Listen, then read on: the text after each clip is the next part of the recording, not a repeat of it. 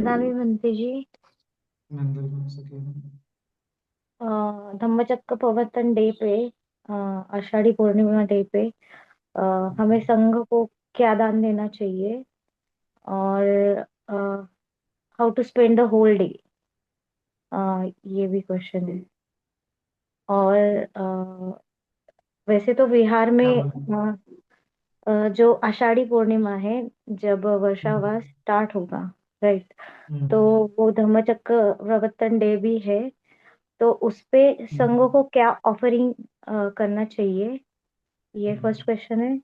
और बिहार में क्या क्या दान करना चाहिए, एंड हमने होल डे अष्टशील तो लेंगे, बट अपार्ट फ्रॉम दैट क्या क्या करना चाहिए, ये प्रश्न है। हम्म।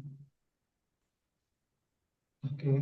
तो धम्मचक्र प्रवर्तन दिन पर वर्षावास चालू हो जाता है।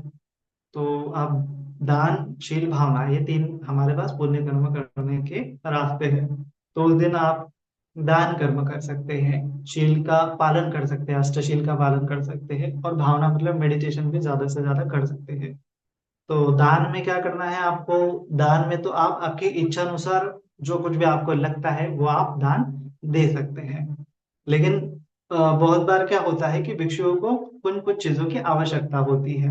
तो अगर वर्षावास के उपलक्ष्य में आपको दान देना है तो भिक्षु संघ को आप वस्त्र साटी का दान दे सकते हैं, है ना? जो एक टॉवेल के जैसा होता है, लंबा वाला, लेकिन चिवर से बना हुआ होता है। तो जब भिक्षु भीगते हैं तो वो वर्षा में लगाने की अनुमति भगवान जी ने दी है। तो वो वस्त्र साठी का बोलते हैं उसको, तो वो आप भिक्षुओं को दान दे सकते हैं। और दूसरी चीजें जो है भिक्षु जो यूज कर सकते हैं वर्षा काल में, उन चीजों को आपको देना चाहिए। जैसे छाता देना चाहिए बारिश में नहीं भीगने के लिए। एक्स्ट्रा कपड़े जो बारिश में उनको बच सके, अगर वो कुटी में रहते हैं तो छत बनाने के लिए आप छत भी दान दे सकते हैं, जो बारिश में वो गिरे नहीं, टपके नहीं, है ना? उसमें आप पॉलीथीन वगैरह या फिर आपकी इच्छा अनुसार दान दे सकते हैं। और उनको जैसे बीमारियां ना हो, जैसे बारिश के समय में बहुत सारे बैक्टीरिया वगैरह आते हैं, तो आप उस प्रकार के मेडिसिन दे सकते हैं, या फिर जो फिनाइल वगैरह, ये वो पोछा वगैरह, ये सब चीजें बिहार में जितनी लगती है वो चीजें दे सकते हैं। उसके बाद उनको आप जो आवश्यकता होती है भिक्षुओं को, उन वैसी चीजें अगर दोगे तो ज्यादा लाभ मिलता है। क्योंकि ये चीजें जो वो यूज करेंगे तो यूज करने के बाद वो पुण्य मिलता है, अगर वो यूज नहीं करेंगे तो ज्यादा उसका विपाक जो है मतलब मिलता है, लेकिन यूज करने लायक अगर चीजें देते हो तो बहुत ज्यादा विपाक मिल जाता है। अगर वर्षावास के दौरान कुछ भिक्षु होते हैं वो तो बाहर नहीं जा सकते, तो उनको चीवर की भी आवश्यकता हो सकती है। वैसे तो वर्षावास के बाद भी चीवर दे सकते हैं, लेकिन वर्षावास के पहले भी उनको चीवर दे सकते हैं। उनको सेनासन दे सकते हैं नीचे बिछाने के लिए, उनको सेनासन दे सकते हैं। बैठने के लिए आसन दे सकते हैं कि जो भीगे नहीं जमीन पर, अगर वो बैठेंगे तो साधारण जो कपड़ा होता है वो क्या होता है, जमीन में डालने पे भीग जाता है, गीला गीला। तो एक प्रकार का आसन मैंने देखा था थाईलैंड में कि उसके नीचे एक पॉलिथीन की लेयर लगी होती है और ऊपर से ये कपड़ा हुआ होता है, तो नीचे डालने के बाद भी वो पॉलिथीन भीग जाता है लेकिन कपड़ा वैसा का वैसा रहता है। तो वैसा छोटा सा आसन जिस पर भिक्षु बैठ सके, वैसे आसन आप बारिश के समय में भिक्षुओं को दान दे सकते हैं, है ना? और नैपकिन, रुमाल, ये छोटी छोटी चीजें भी आपको दान दे सकते हैं, है ना? तो आपको सोचना चाहिए, दान देते समय प्रज्ञा का उपयोग करना चाहिए, है ना? कि प्रज्ञा के साथ कि भिक्षु क्या यूज कर सकते हैं, क्या ऋतु के अनुसार कौन सी चीजें होती है जो यूज करने लायक है, हम कौन सी चीजें यूज करते हैं। तो जनरली हम जैसा क्या बोलते हैं, जिस क्वालिटी की चीजें यूज कर सकते हैं उस क्वालिटी की चीजें अगर भिक्षुओं को देते हैं तो ज्यादा दान मिलता है।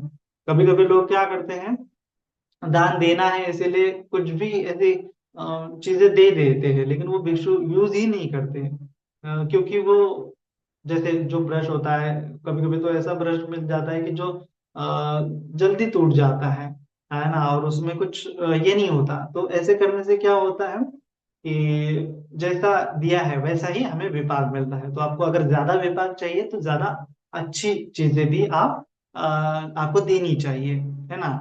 तो इस प्रकार से अनेक अनेक अलग अलग प्रकार की चीजें आप सोच सकते हैं, दे सकते हैं। और विहार में बैठने के लिए चेयर वगैरह भी दे सकते हैं, है ना। और मच्छरदानियां भी दे सकते हैं, आसन भी दे सकते हैं।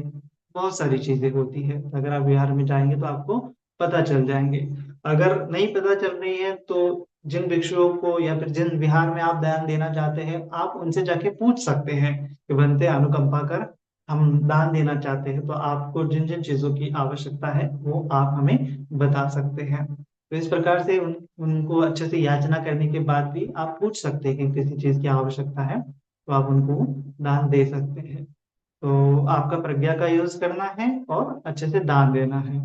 उस दिन वर्षावास चालू हो जाता है, तो बड़ा प्रसन्नता का माहौल होता है। तो विहार में जाना चाहिए, विहार में साफ सफाई करनी चाहिए, विहार में डेकोरेशन करना चाहिए, ताकि सभी लोग प्रसन्न हो जाए। और फिर बिहार में चांटिंग का भी आयोजन किया तो अच्छी बात है। धम्मचक्र प्रवर्तन सूत्र का चांटिंग करने से भी अच्छी चीज आप वो कर सकते हैं। उसके बाद आप सभी उपासक उपासिका संघ एकत्रित हो सकते हैं, और थोड़ा सा भोजन का भी आयोजन कर सकते हैं, या फिर भोजन नहीं हो रहा है तो खीर दान का भी आयोजन कर सकते हैं, है ना। छोटी छोटी चीजें कर सकते हैं कि जिससे सभी लोग एक साथ आ जाएं और एंजॉय करें, उस दिन को सेलिब्रेट करें। तो इस प्रकार से भी आप उस दिन को सेलिब्रेट कर सकते हैं। वंदा में आदरणीय बंते जी। मंगल हो सुखी हो। बंते जी, अनागारी का भिक्षुनी भिक्षु और जो आप लोग बने हुए हैं, उसमें क्या डिफरेंसेस है रूल्स रेगुलेशंस को लेकर? बहुत सारे डिफरेंसेस होते हैं। सबसे बेसिक डिफरेंस होता है शील का डिफरेंस होता है ना। जो अनागरिक होते हैं वो 8 शिलों में रहते हैं, है ना। मतलब सफेद वस्त्र में रहते हैं, 8 शिलों में रहते हैं। जो श्रामणेर बनते हैं वो 10 शिलों का पालन करते हैं।